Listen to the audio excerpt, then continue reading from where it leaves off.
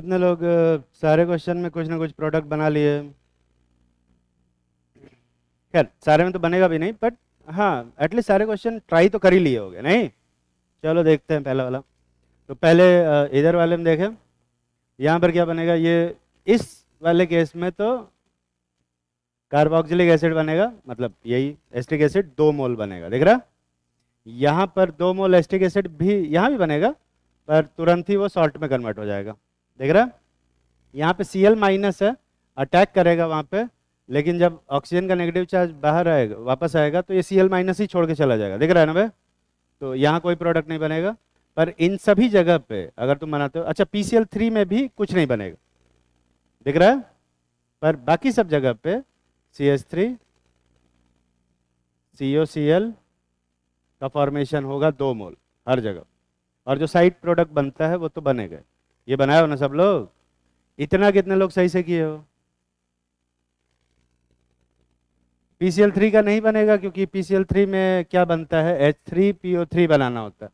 अब 3 हाइड्रोजन भी चाहिए, OH ग्रुप चाहिए अपने को, तीन तीन OH ग्रुप है ही नहीं वहाँ, इसलिए नहीं बनता। ठीक है, यहाँ पर देखते हैं RONH के साथ रिएक्शन कराएंगे, 2 मोल एस्टर का फॉर्मेशन होगा। यहाँ पर कराएंगे 2 मोल एस्टर का फॉर्मेशन होगा, और यहाँ पर RCON के साथ कराएंगे तो कोई रिएक्शन नहीं होगी, क्योंकि वही बेटर लिविंग ग्रुप है, छोड़ के चला जाएगा। ठीक है, लिथियम एल्यूमिनियम हाइड्राइड के साथ रिडक्शन कराओगे तो क्या बनेगा, इथाइल अल्कोहल बनेगा 2 मोल, देख रहा है? यहाँ भी सेम 2 मोल बनेगा, पर यहाँ कुछ नहीं बनेगा। ठीक, अच्छा कुछ किताबों में ना NaBH4 से रिडक्शन कराया इस एनहाइड्राइड का, मतलब वो कहते हैं कि NaBH4 एनहाइड्राइड को भी रिड्यूस करता है, जो कि मतलब, और कुछ किताबें कहती है कि नहीं करता है। अब NCERT इस जगह पे कुछ नहीं बोलता, इसलिए मैंने भी काट दिया। ठीक है, वीक रिड्यूसिंग एजेंट है। NaNH2 के साथ रिएक्शन कराएंगे, क्या होगा CH3CO NH2 का फॉर्मेशन होगा, यहाँ भी CH3CO NH2 का फॉर्मेशन होगा, यहाँ पर CH3CO NHR का फॉर्मेशन होगा, और यहाँ पर CH3CO NR2 का फॉर्मेशन होगा, जैसे कि पहले हो रहा था, और यहाँ पर कुछ नहीं बनेगा, देख रहा? इसके साथ रिएक्शन कराएंगे, फ्रेडल क्राफ्ट एसाइलेशन रिएक्शन है, ये बनेगा। और ये वाली रिएक्शन मैंने लिखवाया हुआ है, परकिंस रिएक्शन है, आई होप कि तुम्हें याद होगा। परकिन रिएक्शन याद है ना? बिल्कुल एल्डोल कंडेंसेशन जैसी होती है, क्रॉस एल्डोल कंडेंसेशन जैसा। लिख लिया हो कि मैं बताऊं? यहां तक कितने लोग किए हो? अभी बता दिया ना, अभी करो। अभी तो परकिन रिएक्शन बता दिया, कितने लोग परकिन रिएक्शन समझ में आ रही है? तो अपने मन से बनाओ।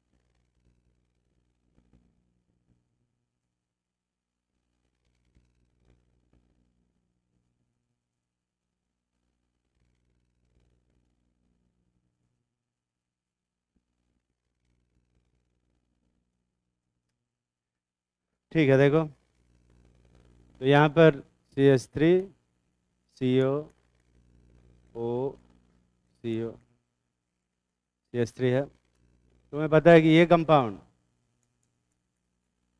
का अगर अटैक कराएंगे यहाँ पर तो कोई फर्क नहीं पड़ेगा, दिख रहा है? अरे पता चल रहा है कि नहीं पता चल रहा है?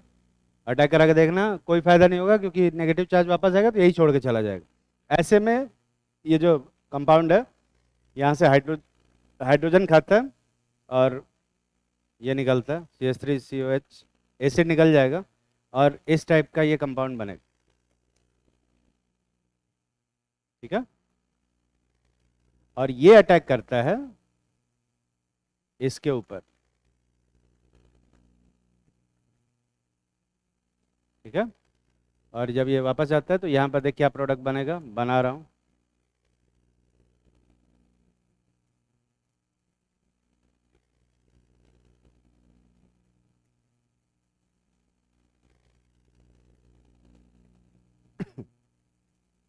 ये बनेगा और जब हीट करेंगे तो इस टाइप का एक कंपाउंड निकल के वापस आ जाए, वाटर निकलेगा,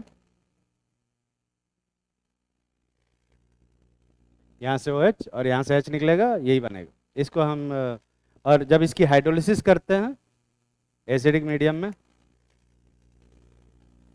तो ये वाला पोर्शन एक अलग एसिड बनाता है और ये वाला पोर्शन एक अलग एसिड बनाएगा। ठीक है, दिख रहा है? वो सिनेमिक एसिड है। ये पूरा रिएक्शन को परकिंस रिएक्शन बोलते हैं, पहली बार नहीं पढ़ा रहे। ये कितने लोग अपने मन से बना पाए थे? थक गए हो क्या बे तू लोग? छोड़ दें, बहुत मारेंगे। अभी क्लास शुरू हुई है तब तक कह रहे थक गए। यार ये देखो मौसम ही ऐसा है, एनर्जी डाउन हो जाता है। ये पतझड़ वाला मौसम जो होता है इसमें अजीब सा ही लगता है। मतलब पंखा चलाओ तो ठंडा लगता है, पंखा बंद करो तो गर्मी लगता है। तो पंखा चला के कंबल और चादर ओढ़ के एक पैर बाहर निकाल के सोने वाला टाइम है, यही करता है। क्या कह रहा है? हो जाता है। अगला लिखो। ये छापे कि नहीं छापे पे? अरे, जल्दी छाप। और अगला लिखो अमाइड्स।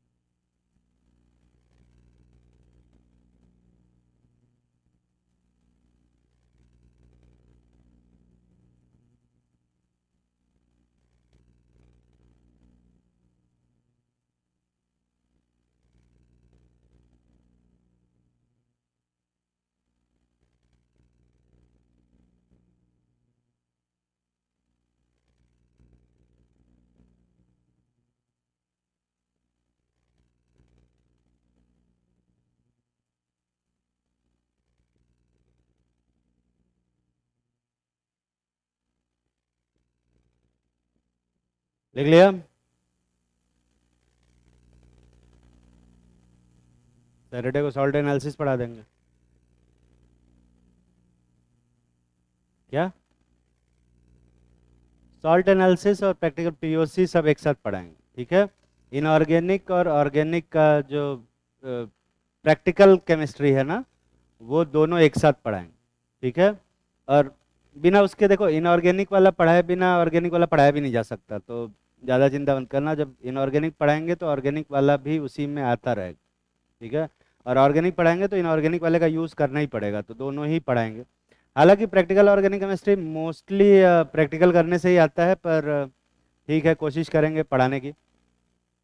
ये छापे? लिखो अमाइड। एसिड अमाइड जो होता है,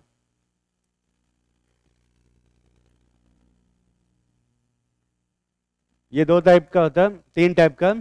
इसको हम लोग प्राइमरी अमाइड बोलते हैं।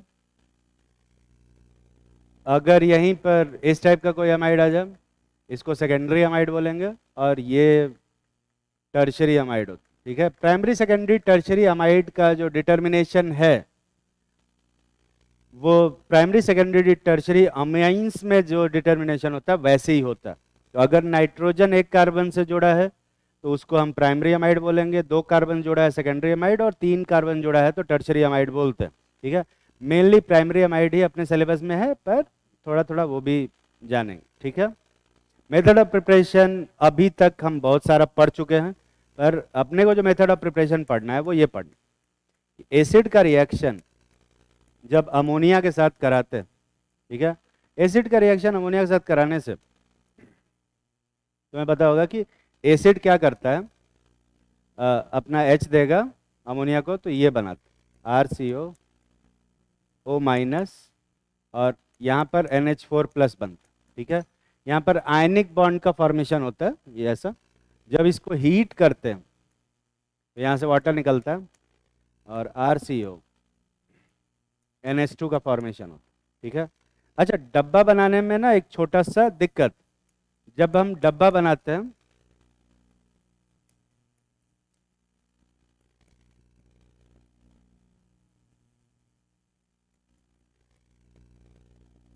तो डब्बा बनता है ऐसा। इस डब्बे के अंदर जो OH है वो किससे आ रहा है? एसिड से। और H किससे आ रहा है? अमोनिया से। जबकि जबकि वैसे अमोनिया का नेचर क्या होता है? बेसिक, और कार्बोक्सिलिक एसिड एसिडिक होता है, तो इसको H देना चाहिए और इसको OH देना चाहिए। और टेक्निकली हो भी रहा है, यहाँ पर वो अपना H ही दे रहा है और ये H प्लस एक्सेप्ट कर रहा है, पर हीट करने से जो वाटर निकल रहा है, और जब हम डब्बा बना रहे हैं तो ये एक इल्यूजन जनरेट हो जाता है कि एसिड अपना OH दे रहा है, पर ऐसा होता नहीं है, ठीक है? और इसीलिए डब्बा बनाने वाला जो मेथड होता है वो हमेशा मैं अवॉइड करता हूँ, क्योंकि वो हमेशा गलत इंटरप्रिटेशन दे सकता है, ठीक है? ये डब्बा वाला हमेशा अवॉइड करना, ठीक? वैसे ही बनाना, ठीक है?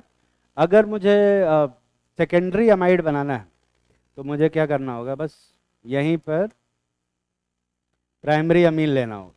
तो जब प्राइमरी अमाइन लेंगे तो यहाँ पर सेकेंडरी अमाइड का फॉर्मेशन,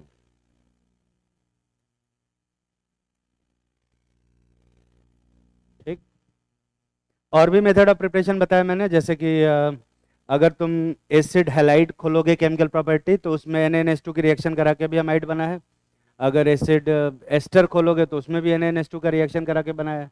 इवन इस वाले में भी देखो, उधर मैंने अमाइड बना रखे, ठीक है? तो ये भी मेथड ऑफ प्रिपरेशन है, पर उसकी ज़्यादा चिंता नहीं करेंगे, यही बस छाप लो।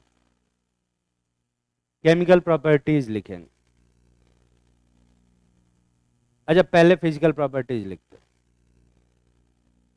अमाइड में फिजिकल प्रॉपर्टी भी पढ़ना अपने को।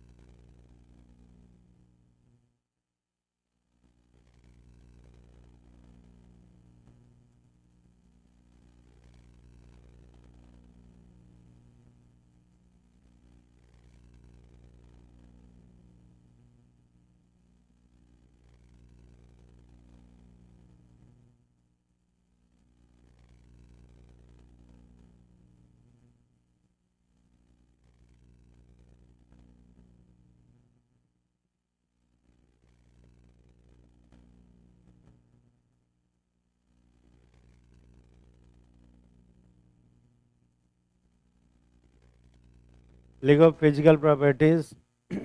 देखो प्राइमरी अमाइड में ना अगर देखा जाए,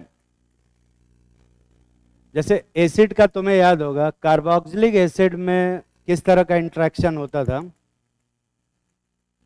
हाइड्रोजन बॉन्डिंग होती थी, याद है ना। और ये जो हाइड्रोजन बॉन्डिंग थी ये काफी ज्यादा स्ट्रॉन्ग हाइड्रोजन बॉन्डिंग थी, याद है। क्यों बे? क्योंकि यहाँ पर जो नेगेटिव चार्ज था वो ज्यादा था और यहाँ पे जो पॉजिटिव चार्ज था वो भी क्या था, बहुत ज्यादा था, और रेजोनेंस की वजह से, याद आ रहा है। सेम यही चीज अमाइड में भी होता है, पर अमाइड में यहाँ जो नाइट्रोजन है ये अपना लोन पेयर देता है और रेजोनेंस से यहाँ पे नेगेटिव चार्ज आएगा और दोनों हाइड्रोजन पॉजिटिव चार्ज आएगा। पर अमाइड में अगर तुम देखोगे ना तो एक मॉलिक्यूल कितने हाइड्रोजन बॉन्ड बना रहा है, 3 हाइड्रोजन बॉन्ड बना रहा है। एसिड में एक मॉलिक्यूल कितना हाइड्रोजन बॉन्ड बना रहा था, 2। तो अब ऐसी सिचुएशन में जो बॉइलिंग पॉइंट होगा वो किसका ज़्यादा हो जाएगा, अमाइड का बॉइलिंग पॉइंट ज़्यादा हो जाएगा, क्योंकि पर मॉलिक्यूल इसमें हाइड्रोजन बॉन्डिंग ज़्यादा है। और जब 3 हाइड्रोजन बॉन्डिंग होगी ना तो ये मॉलिक्यूल डाइमर बना के नहीं रहेगा, ये मॉलिक्यूल पॉलीमर बना के रहेगा, ढेर सारे मॉलिक्यूल एक दूसरे से कनेक्टेड रहेंगे। और इसकी वजह से जब मुझे अमाइड्स को अलग करना होगा तो हमें टेक्निकली ये बॉन्ड, तीनों बॉन्ड तोड़ने पड़ेंगे, ठीक है। एसिड में दिक्कत क्या थी, एसिड में जो बॉन्डिंग थी ये काफी स्ट्रांग थी और ये इतनी स्ट्रांग थी कि हीट करने पर ना ये बॉन्ड टूटता भी नहीं था, याद आ रहा है। और ये इतना स्ट्रांग है कि ये टूट ही नहीं रहा, गर्म करने पे पूरा मॉलिक्यूल उड़ जा रहा है पर ये टूट नहीं रहा, समझ में आ रहा है। और इसकी वजह से ही जो एसिड्स होते हैं उनका जो वेपर डेंसिटी होता है वो एग्जैक्टली उनके मॉलिक्यूलर मास के बराबर आता है। ये स्टेटमेंट समझ में आया कि नहीं आया? वेपर डेंसिटी कितना होता है भाई, मॉलिक्यूलर वेट बाय 2, यही होता है ना। पर जब हम कार्बोक्सिलिक एसिड्स का वेपर डेंसिटी कैलकुलेट करते हैं तो वो एग्जैक्ट मॉलिक्यूलर वेट के बराबर आता है। ऐसा क्यों होता है? क्योंकि ये जो पूरा कंपाउंड है यही उड़ के जाता है, तो इसका मॉलिक्यूलर मास निकालेंगे तो डबल आएगा, और फिर जब हम हाफ करेंगे तो वेपर डेंसिटी क्या आएगी, उसी के बराबर आ जाएगी। समझ में आ रही है बात?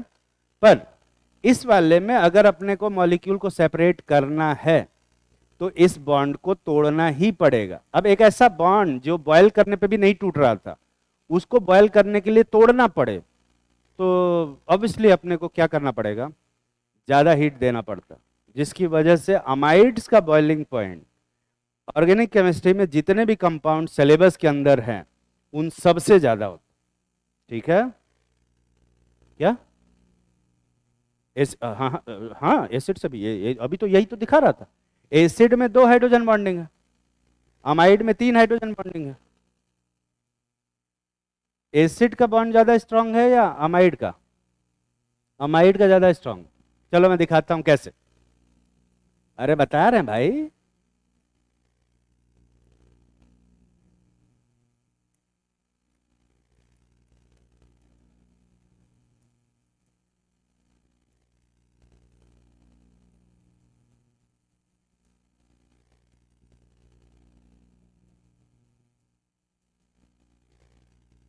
अब यहां देखो, ओवरऑल रेजोनेंस दोनों में ही सेम हो रहा है, ठीक है।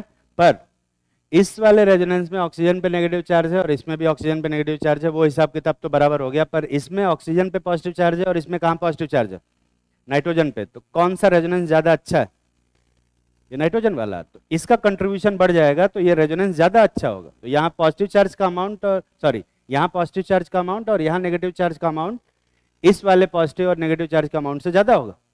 तो उस जगह पे फोर्स ऑफ अट्रैक्शन भी क्या होगा, ज्यादा होगा। तो एक तो स्ट्रॉन्गर हाइड्रोजन बॉन्ड बन रहे हैं, दूसरे ज्यादा हाइड्रोजन बॉन्ड बन रहे हैं, और तीसरा उस हाइड्रोजन बॉन्ड को तोड़ना पड़ रहा है उसको बॉयल करने के लिए। इस वाले में वीकर थोड़े बन रहे हैं, कम भी बन रहे हैं और तोड़ने की जरूरत भी नहीं है। क्या कह रहा है,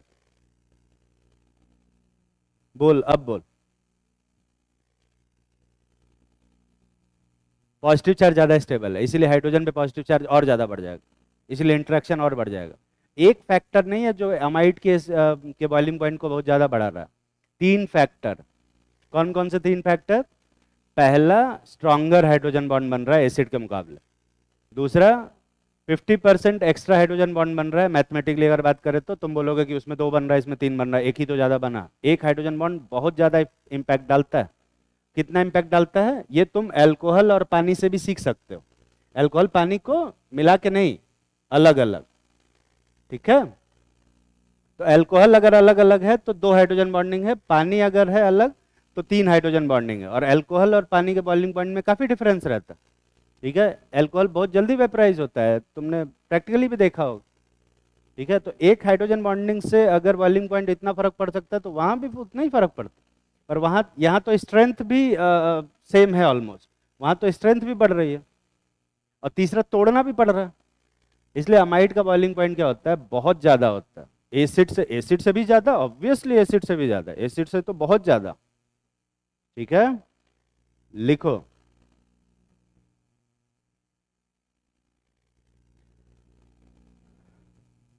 due to high strength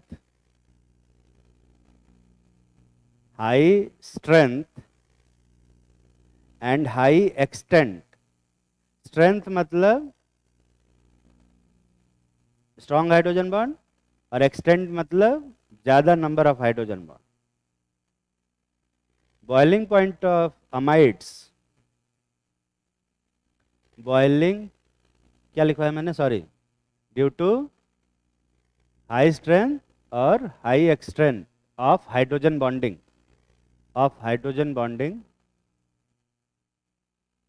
boiling point of primary amides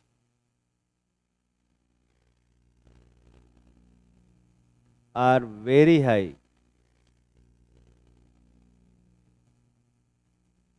bracket में लिखो, हायर देन कार्बोक्सिलिक एसिड। अब मैंने हायर देन कार्बोक्सिलिक एसिड बोला है, इसका मतलब अभी तक जितना पढ़ा है सबसे ज्यादा है, ठीक है। तो पूरे ऑर्गेनिक केमिस्ट्री में जितने भी कंपाउंड अभी तक पढ़ाए हैं, अमाइड्स का बॉइलिंग पॉइंट सबसे ज्यादा होता है, ठीक है। लिख लिया, लिखो। अरे यार, इसमें RMGX का रिएक्शन नहीं कराए थे ना यहाँ पे, वो भी लिख लेना एक RMGX वाला, ठीक है। तुम्हें पता है क्या बनेगा, CH3COR, ये बनता है। 1 मोल से रिएक्शन कराएंगे तब, ज्यादा से कराएंगे तो अल्कोहल बन जाएगा, ठीक है। लिखो केमिकल प्रॉपर्टीज। कोई बढ़िया सा अमाइड ले लेते हैं, ये वाला R ले लें।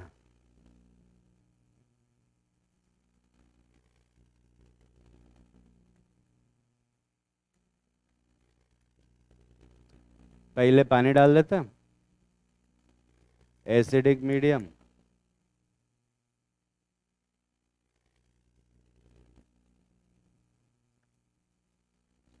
RMGX यहाँ पे रह गया था।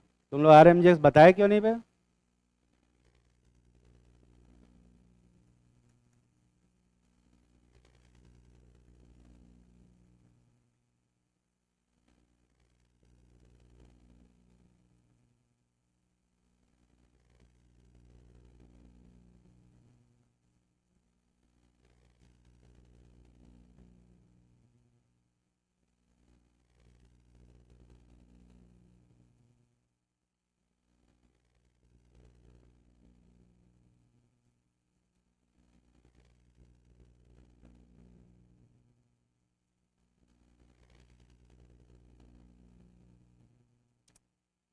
ठीक है, ये RNH2 वाली रिएक्शन तो इसमें नहीं करा सकता, रिडक्शन करवा।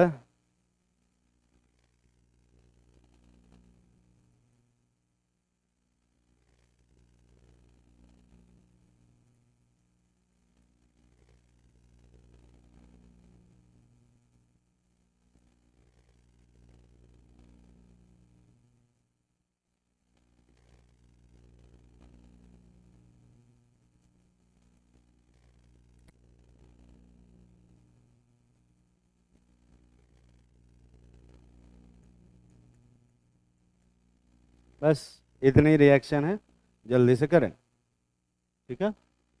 और कोई रिएक्शन छूटी तो नहीं, चेक कर लेता हूं।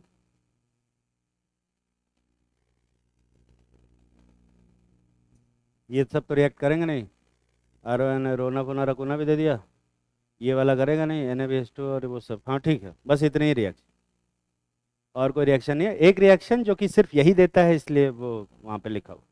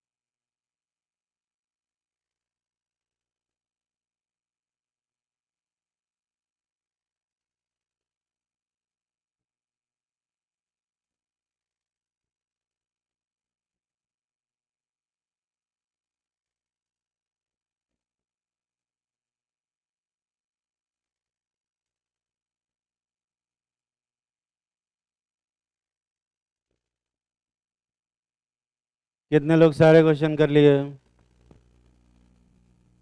जल्दी करो।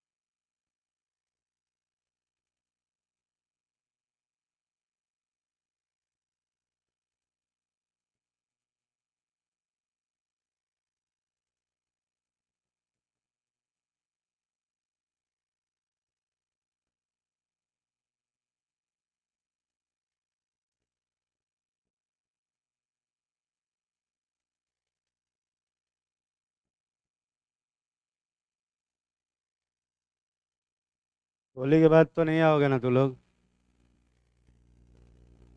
आए कौन बोल रहा है? होली के बाद कितने लोग आओगे? ठीक है, फिर तो ठीक है, फिर तो ठीक है। आओगे मतलब क्लासेस? ठीक है, क्लासेस लगेंगे तो आओगे, फिर ठीक है, फिर ठीक है, फिर तो कोई दिक्कत नहीं। तो होली के जस्ट बाद संडे मंडे से ही क्लास स्टार्ट होगी। मंडे को ही होली है ना, तो ट्यूसडे से स्टार्ट होगी। तो मैं कैलेंडर देखता हूँ। 25 को है ना? यार 25 को अगर होली खेलेंगे तो 26 को क्लास कैसे ले सकते हैं? 26 को तो रंग छुड़ाने में ही चला जाता है एकदम।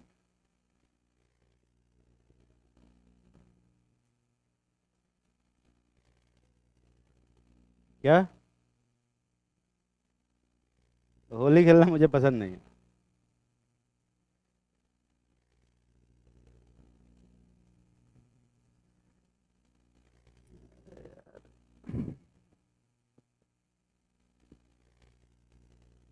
कैसे होगा?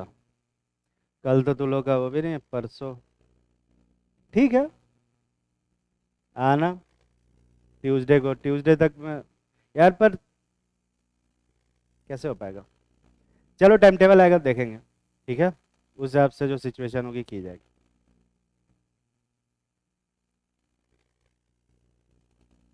तो इस 27 को तो मुझे बनारस जाना है। 28 को, फिर 29 को आऊँगा तो बहुत लेट हो जाएगा। तुम लोग का एग्ज़ाम मई में है ना? 5 मई ना? हाँ, ऑलमोस्ट 1.5 महीने बचे हैं। 40-45 दिन कुछ लोगों ने गिन के रखे होंगे। कितना दिन बचा है?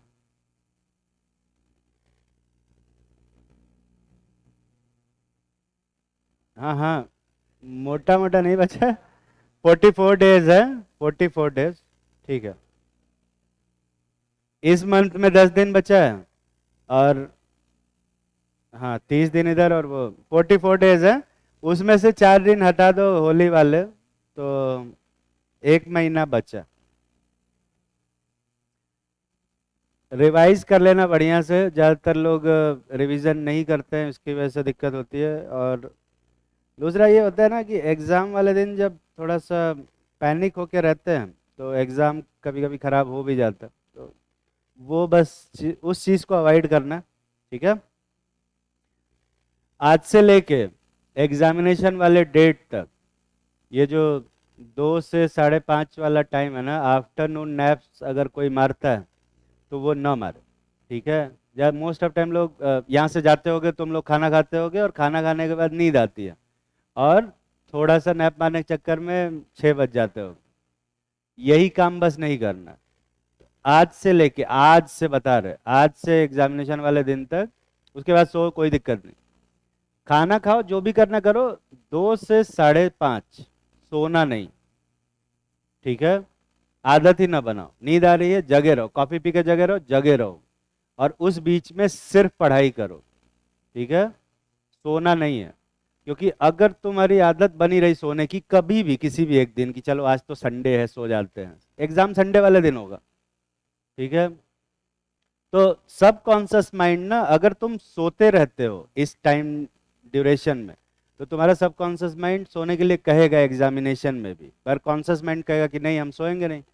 तो उस टाइम पे सिर्फ कॉन्शियस माइंड एक्टिवेटेड रहेगा, सब कॉन्शियस माइंड सो चुका हो, ठीक है। तो ऐसे में आधे दिमाग से जब पेपर दोगे तो आधे से भी कम नंबर आएंगे, ठीक है। इसलिए अभी से अगर आदत डालोगे तो ये टाइम जो सोने वाला है वो निकल जाएगा। तो बीच में सोना है, देर तक सोने वाले इंसान हो, सो कोई दिक्कत वाली बात नहीं। ये टाइम ड्यूरेशन में सोना नहीं है, खाना भी नहीं है, पीना भी नहीं, कोई मूवी नहीं देखना, कुछ नहीं करना, खाली पढ़ाई करनी, ठीक है। और पढ़ाई करते रहोगे तो इस टाइम पे दिमाग लगाने की आदत रहेगी। क्वेश्चंस की प्रैक्टिस ज़्यादातर इसी टाइम पे करना, तो जितना भी क्वेश्चन लगाना ना वो सब इसी में लगाना। इससे क्या होगा कि एक सबकॉन्शियस माइंड का बेनिफिट मिलेगा तुम्हें एग्जाम। नॉलेज वाले सब सेकेंडरी होता है, मैं पहले ही बता दे रहा हूँ, ठीक है। हाँ, एग्जामिनेशन के 2 दिन पहले से कुछ नहीं पढ़ो, ठीक है, 2 दिन पहले।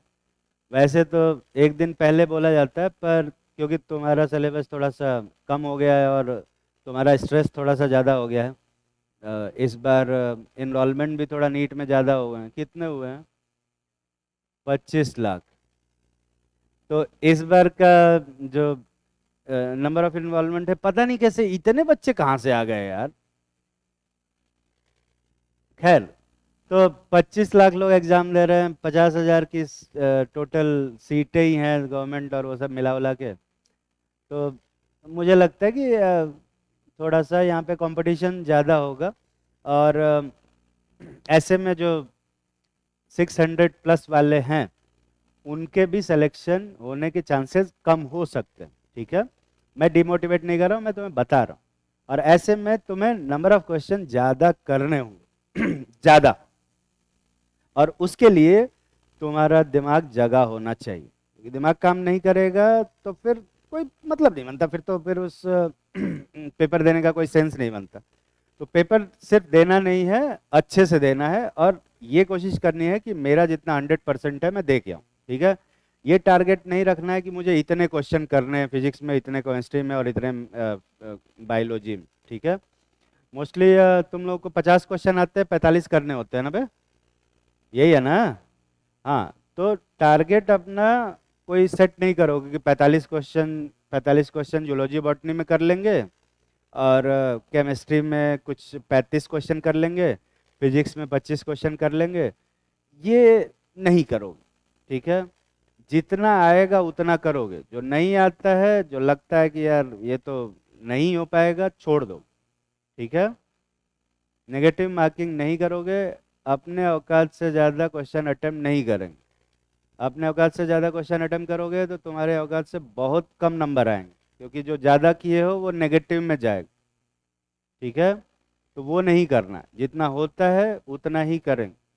ठीक, बाकी कोई दिक्कत नहीं है। एग्ज़ाम को लेके जो थोड़ा फियर वगैरह होता है वो थोड़ा सा होगा, होना चाहिए, नहीं तो फिर सिंसियर नहीं रहोगे, है ना? है तो बहुत अच्छी बात है, इसका मतलब कि तुमने पढ़ाई की है। अगर तुम्हारे अंदर डर ही नहीं है कि एग्ज़ाम है, इसका मतलब कि तुमने कोई पढ़ाई की ही नहीं है। तो तुम्हें डर ही नहीं है कि सिलेक्शन होगा कि नहीं होगा, क्योंकि तुम्हारा नहीं होगा, तुम्हें पता है। तो कोई डर नहीं है कि अबे क्या ही कर लेंगे।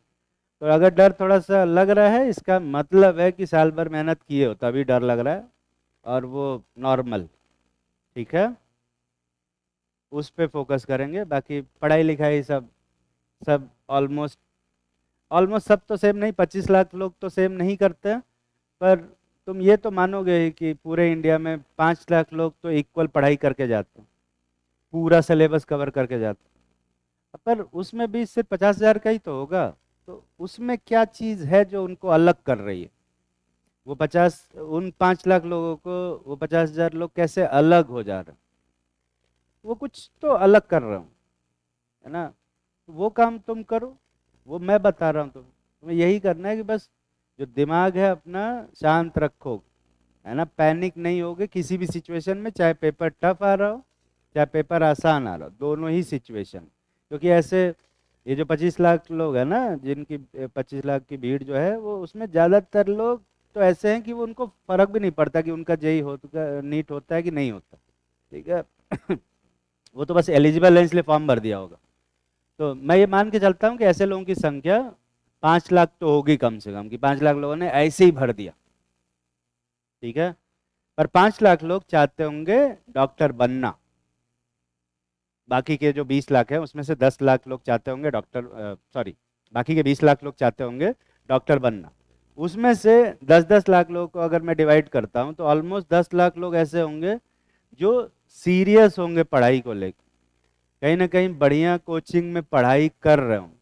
अब बाकी 10 लोग, कुछ 10 लाख लोग कुछ सेल्फ स्टडी के नाम पे या कुछ ऑनलाइन कर रहे होंगे या कुछ भी कर रहे होंगे, है ना? कुछ इलॉजिकल सा कर रहे होंगे, या बोर्ड में अच्छे नंबर आ गए होंगे तो घर वालों ने कहा होगा कि जा वो भी नीट दिया, बायोलॉजी दिया, है ना?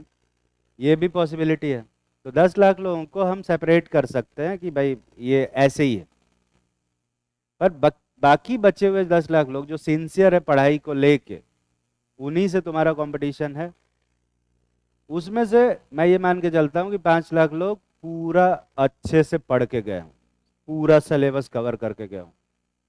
तो अब वो 5 लाख से 50,000 में कैसे जाएंगे, ये इस बात पे डिपेंड करता है कि वो पर्टिकुलर दिन है ना, जो 5 मई वाला दिन है का वो पर्टिकुलर आर उनका कैसा जाता है। क्योंकि अगर खाली पढ़ने से सिलेक्शन होता तो वो पूरे 5 लाख लोग तो पढ़ ही रहे हैं, उन सब का हो जाना चाहिए था, पर सीट ही 50,000 की है तो कहाँ से होगा। तो उस 5 लाख से उस 50,000 में आने के लिए कुछ बेसिक चीजें हैं जो तुम्हें करनी पड़ेंगी। जैसे पहला, अभी से 2 से 5 के बीच में नहीं सो, जो मैंने अभी जस्ट बताया, उस बीच में खाना नहीं खाओगे। खाना खाओगे तो नींद आएगी, पहले खा लो, कॉफी पी लो, जो करना करो, अभी से आदत डालोगे तो उस टाइम में नहीं सो। उस टाइम पे पढ़ाई ही करनी है और कुछ नहीं करना। और दूसरा, एग्जामिनेशन के 1 या 2 दिन पहले, डिपेंडिंग कि तुम कितना फ्रस्ट्रेटेड हो, पढ़ाई नहीं करनी, ठीक है। एग्जाम के आखिरी दिन तो पढ़ाई बिल्कुल नहीं करनी। कुछ लोग इतने पागल टाइप के लोग होते हैं, एग्जामिनेशन सेंटर बाहरवा किताब लेके पढ़ते रहते, है ना। अगर तुम उनमें से हो तो मैं तुम्हें बता दूं, ऐसे लोगों का सिलेक्शन नहीं होता।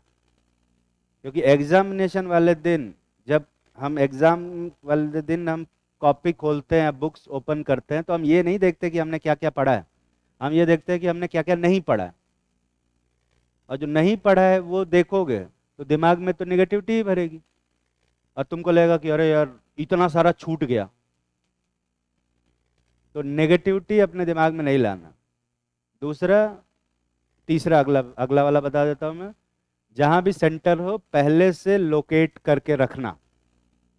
उस सेंटर पे पहुंचने में कितना टाइम लगता है, दिन में ट्रैफिक कितना होगा, उसके हिसाब से चीजें देख लेना। एक दिन पहले, उसी जस्ट 24 घंटे पहले उसी टाइम पे पहुंचने की कोशिश करना, और कितना टाइम लगता है ये देख लेना, और उसी हिसाब से घर से निकलना, है ना। थोड़ा 1 घंटे का बफर लेके, जस्ट इन केस अगर कुछ हो जाता है, ठीक है, कुछ हो जाता है मतलब जाम लग जाता है, ठीक है। तो कभी कभी क्या होता है कि जाम लग जाता है और हम फंस जाते हैं जाम में। तो अब ऐसे में क्या होता है ना, कि ऐसा नहीं कि जाम में फंस गए तो एग्जाम छूट जाता है। जाम में फंसने से क्या दिक्कत होगा, एंट्री टाइम, तुम्हारा एग्जाम 2 बजे से स्टार्ट होगा, एंट्री तुम्हारी 1:30 बजे से स्टार्ट हो, ठीक है। और 2 बजे एंट्री बंद हो जाएगी। 2 बजे क्या, 1:45 पे एंट्री बंद हो जाएगी, और 1:15 पे तुम्हारी एंट्री स्टार्ट होगी। क्या लिखा है, एडमिट कार्ड मिला है कि नहीं मिला है?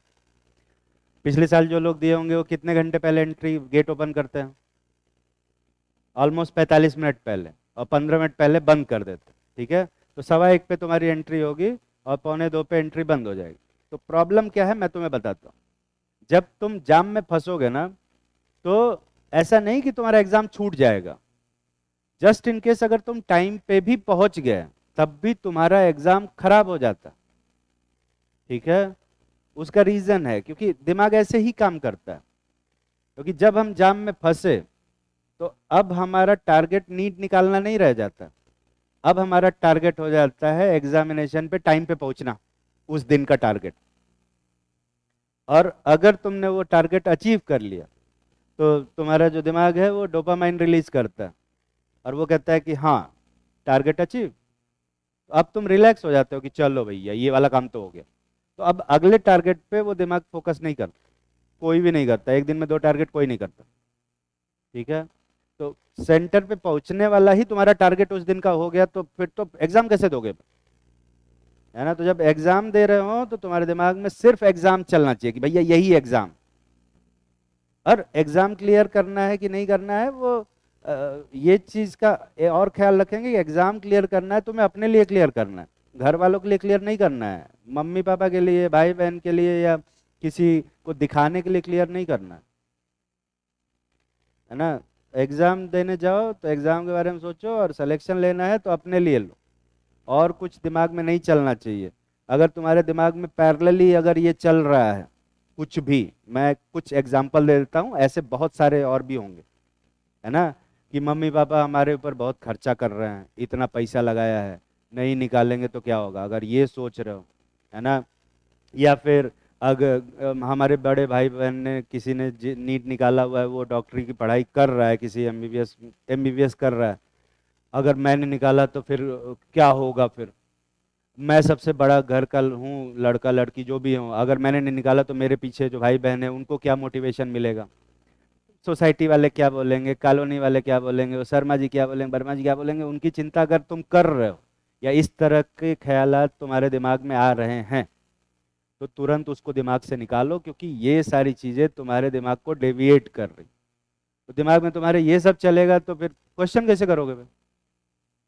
तो दिमाग को खाली रखोगे, सिर्फ उसमें नीट की ही बात चलनी चाहिए, सिर्फ एग्जामिनेशन, और कुछ नहीं चलना चाहिए उस दिन शाम के 5:30 बजे तक। उसके बाद तो जो चाहे वो, ठीक है, बस वही चलना चाहिए। तो ये सब करने के लिए, हाँ, खाने वाने की जहाँ तक बात है, देर तक सो सकते हो, कोई दिक्कत वाली बात नहीं, आराम से तब उतना सो जितने में नींद पूरी हो जाए। ज़्यादा भी मत सो जाना, क्योंकि ये कभी कभी क्या होता है ना, नींद पूरी करने के चक्कर में लोग 9-10 घंटे सो लेते हैं, और 9-10 घंटे सोना भी नुकसानदेह होता है। अब 9-10 घंटे सोओगे तो पूरा दिन लेथार्जिक फीलिंग आएगी, पूरे टाइम आलस ही रहेगा और नींद आती है, सर भारी भारी सा लगता है। अगर किसी ने एक्सपीरियंस किया होगा तो वो जानता हो कि ज़्यादा सोने से और नींद आती है, कम सोने से तो नींद आती ही है। तो एक स्पेसिफिक टाइम, जितने घंटे सोते हो उतना घंटा सोना, उस एग्जामिनेशन वाले दिन की बात कर, ठीक है। और वो तभी होगा जब उसके 1 महीने पहले से तुम सोने की प्रैक्टिस कर रहे होगे, सो रहे होगे बढ़िया से। क्योंकि ये जो एग्जाम है ना, ये पढ़ाई से सिर्फ होता ही नहीं है। पढ़ाई से होता तो 5 लाख लोगों का होता ना। ये एग्जाम दिमाग वाला है, और दिमाग को ठंडा रखना बहुत जरूरी है। दिमाग में सिर्फ तुम्हारे ये चलना चाहिए कि जो पेपर आ रहा है उसको सॉल्व करके कैसे ज़्यादा ज़्यादा नंबर लाएं। इसके अलावा तुम्हारे दिमाग में और कुछ चल रहा है, कुछ भी, तो वो तुम्हारा नेगेटिव ही करेगा, ठीक है। उसी हिसाब से प्रिपरेशन करेंगे, इसी को प्रिपरेशन बोलते। पढ़ाई करने को यहाँ पे प्रोडक्ट बना रहे, इसको प्रिपरेशन नहीं बोलते। ये सब जगह, हर कोई, पूरे इंडिया में हर कोई पढ़ा रहा, हर किताब में, बोर्ड में, एनसीईआरटी में, हर जगह लिखा हुआ। यूट्यूब पे तुम डालो, 10 तो अच्छे अच्छे तुम्हें वीडियो लेक्चर मिलेंगे जो ये पूरा पढ़ा देंगे। तुम 1.5 घंटे में पूरा ऐसे डेरिवेटिव ही पढ़ा देंगे। सब पढ़ा रहे, पढ़ाने की बात ही नहीं है। सब 25 लाख लोग पढ़ के ही बैठे, वो सब जो अलग करेगा वो यही सब चीजें अलग करेंगे। तुम कैसे एग्जाम देने जाते हो, वो जो तुम्हारे 3 घंटे अगर बढ़िया बीते तो वो अच्छा रहेगा। और हाँ, ये टाइम जो होता है इसमें थोड़ा तबीयत भी खराब होती है ना, तो थोड़ा सेहत का ख्याल रखेंगे। खाना पीना भी ऐसा रेंडमली कुछ भी नहीं खा लेंगे, कहीं मार्केट में गए, यहाँ बगल में, नाले के बगल में बनाते हैं सब, है ना, जाके इसका वेज बिरयानी, कबाब, पराठा खा लिए, वो सब मत खा, ठीक है। घर का जो भी बन रहा है, जैसा बन रहा है वही खाएं, ठीक है। बाहर का खाना नहीं खाएं। अब ये दोनों देख के हंस रहे हैं कि अबे हम तो खूब खाए हैं, हमें तो कुछ नहीं हुआ। रिस्क लेना चाहते हो ले सकते, ठीक है। प्रोडक्ट बनाया कि नहीं बनाया? तो इतना देर से कर क्या रहे थे तुम लोग? बैठ के बातचीत सुन रहे थे नहीं? चलो, एसिड पानी तो डाले कम से कम, पानी डाले होगे तो यहाँ पे क्या बनेगा, RCOOH, और इधर बना होगा अमोनिया, है ना, यही बनाया हो ना। और ये अमोनिया क्योंकि एसिडिक मीडियम है, एसिडिक मीडियम में रिएक्ट करके अमोनियम में कन्वर्ट हो, ठीक है। तो इसकी चिंता नहीं करेंगे, मेन प्रोडक्ट हमारा यही। इस वाले बेसिक मीडियम में करेंगे तो ये एसिड बनेगा और तुरंत ही किसमें कन्वर्ट हो जाएगा, सॉल्ट पर, और साथ में अमोनिया बनेगा, और अमोनिया बेसिक मीडियम में रिएक्ट नहीं करेगा, ठीक है। फिर से NaCl से रिएक्शन कराओगे, Cl- अटैक करेगा, और वही अच्छा लिविंग ग्रुप है, छोड़ के चला जाएगा, कोई प्रोडक्ट नहीं बनेगा। NH2- अटैक करेगा, वही अच्छा लिविंग ग्रुप है, छोड़ के चला जाएगा, कोई प्रोडक्ट नहीं बनेगा। RMgx के साथ रिएक्शन कराओगे तो यहाँ पर RCOR का फॉर्मेशन दिख रहा है, अटैक करेगा, NH2 छोड़ के जाए, दिख रहा है ना बे। RONA के साथ रिएक्शन कराएंगे तो RCOR बनेगा, OR एस्टर, यहाँ पर RCOOPH, और यहाँ पर RCOOCOR, जैसा कि बाकी सारे में बनता है, ठीक है। ये कितने लोग सही सही बनाए हो, पूरा हाथ उठाओ, ठीक है। तो इसमें थोड़ा सा गलती है, जब हम RMgx के साथ रिएक्शन कराते हैं ना, यहाँ पर ये प्रोडक्ट नहीं बनता। यहाँ पर ध्यान से देखोगे तो ये हाइड्रोजन एसिडिक दिख रहा है, और ये हाइड्रोजन R माइनस के साथ रिएक्ट करके RH का फॉर्मेशन करता है और RCO NHMgX बनाता है। और ये रिएक्शन मैं पहली बार नहीं पढ़ा रहा हूं, दूसरी बार भी नहीं पढ़ा रहा, कई बार पढ़ा है ना। ईमानदारी से हाथ उठाओ, ये वाला रिएक्शन कितने लोग सही से लिख पाए? कम से कम जो 2 बार पढ़ाई है रिएक्शन में वो तो सही से लिखो बे। अच्छा, कितनी बार ये बताएंगे तो तुम लोग इसका प्रोडक्ट सही से बनाने लग जाओगे, ये बताओ। कितनी बार बोलो तो मैं लिख दूंगा 2-3 बार, और मुझे क्या करना है, कॉपी तो करना है। बाकी वो वाले सब ठीक। यहां पे रिएक्शन कराओगे लिथियम एल्यूमिनियम हाइड्राइड के साथ, क्या बनेगा? एल्कोहल। NaBH4 के साथ कराओगे कुछ नहीं बनेगा, पर H2PD के साथ कराओगे तो यहां पर अमाइंस पे रिएक्शन रुक जाती, अमाइंस बनता है ना कि एल्कोहल बनता है। ठीक है, H2PD क्या करता है, बस वहां पे ऐड कर देता है, तो इस वजह से अमाइंस बनता है। ये वाला रिएक्शन कराओगे, प्रिडल क्राफ्ट एसाइलेशन है, नॉर्मल रिएक्शन होती है, ये बनता है। और ये वाली रिएक्शन थोड़ी सी अलग।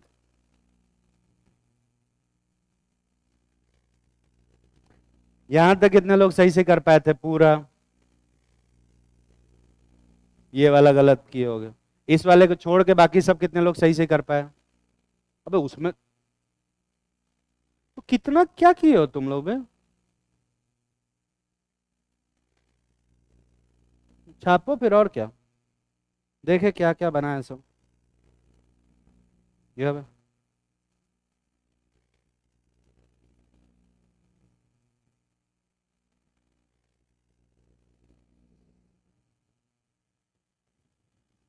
बनाया तो है तूने सारा। अच्छा, ये बाद में यहाँ पे चेंज किया, ठीक है। आधा डालो, बस वही RH वाला पेंसिल से बनाया, मिटा दिया नहीं।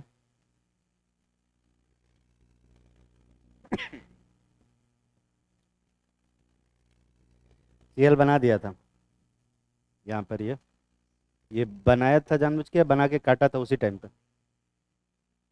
अच्छा, बताने के बाद काटा, ठीक है। ये अभी लिख रहे हैं छोटा छोटा।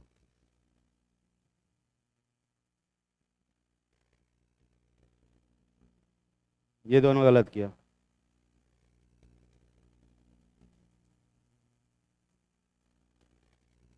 ये तो ऐसा लग रहा है कि अभी अभी देख के बनाया ना। हाँ हाँ, अपने मन से कहाँ बनाया?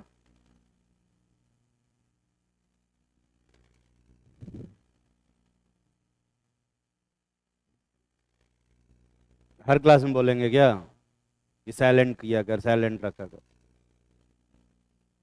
सब ढीठ हो गए हैं तो।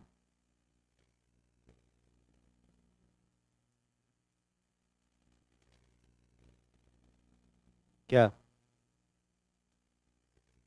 हम्म।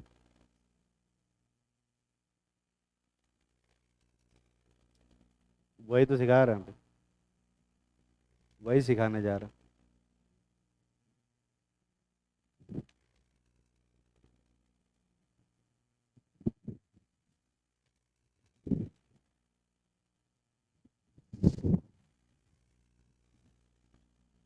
तो यहाँ पर देखोगे तो ये तीनों रिएक्शन भी नहीं होती है। सब छाप भी लेते हैं, बताते हैं। ये बताओ, अमोनिया स्ट्रॉन्ग एसिड है या कार्बोक्सिलिक एसिड स्ट्रॉन्ग एसिड है? हाँ, कार्बोक्सिलिक एसिड, श्योर श्योर ना? ठीक है ठीक है। तो NH2 माइनस स्ट्रॉन्ग बेस होगा या कार्बोक्सिलेट आयन स्ट्रॉन्ग बेस होगा?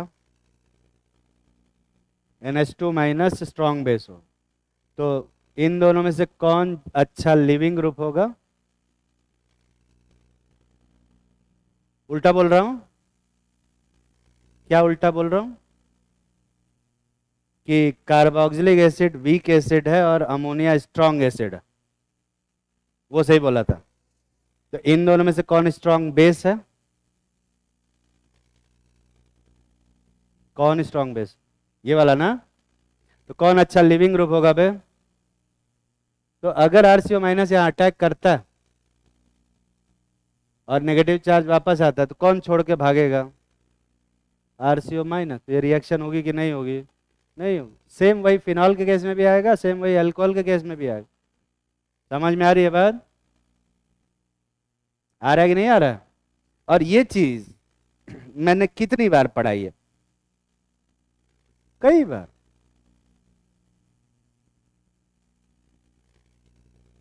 तेरे पीछे। हाँ, वो ऊपर वाली 3 रिएक्शन हो रही है।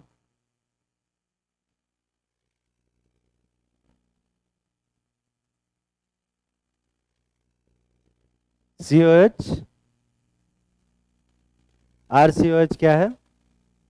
तो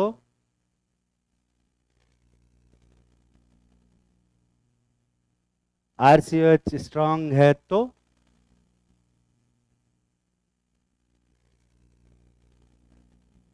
उसके बगल में खड़े हो। हाँ हाँ, वो ऊपर वाली रिएक्शन क्यों नहीं हो रही है? कौन स्ट्रांग बेस है? अमोनिया स्ट्रांग बेस है। अच्छा हाँ, तो अमोनिया अगर स्ट्रांग बेस है तो उससे क्या हुआ?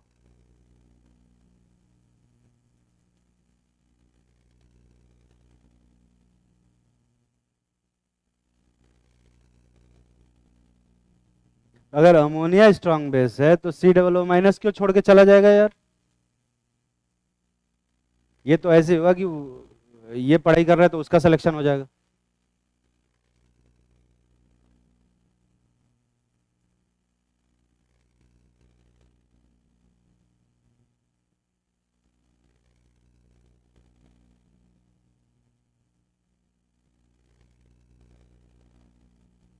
क्लास में सुना करो, है ना?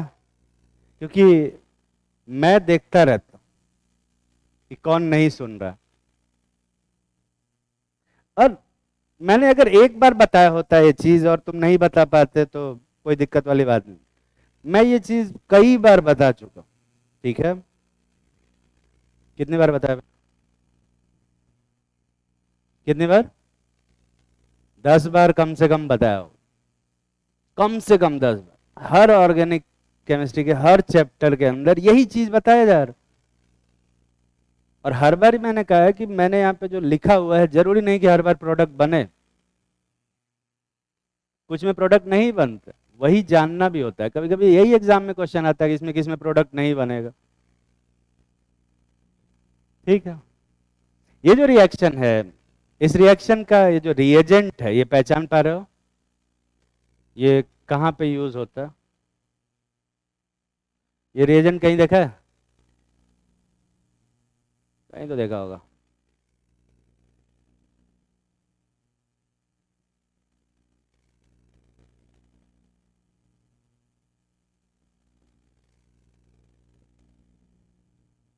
कोई भी इंसान इसमें बता सकता है, हाथ उठाए कि ये कहाँ पर ये रिएजेंट यूज होता है? हाथ भी नहीं उठाता, पेंसिल नहीं उठाना।